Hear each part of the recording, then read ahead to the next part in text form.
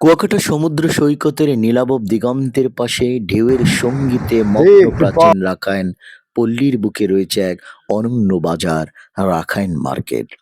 এই বাজার কেবল পণ্য কেনাবেচার স্থান নয়, এটি যেন এক জীবন্ত সাংস্কৃতিক জাদুঘর, যেখানে প্রতিটি দোকান, প্রতিটি বস্ত্র, প্রতিটি হাসি বহন করে রাখাইন জনগোষ্ঠীর শতাব্দী প্রাচীন কৃষ্টি ও ঐতিহ্যের সুবাস।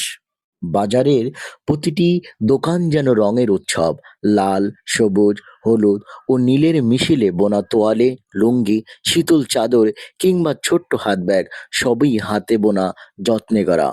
প্রতিটি সুতার ভাঁজে লুকিয়ে আছে রাখাইন নারীর মায়াময় পরিশ্রম। আর প্রতিটি কারুকাজে উজ্জ্বল হয়ে ওঠে তাদের সৌন্দর্যবোধ।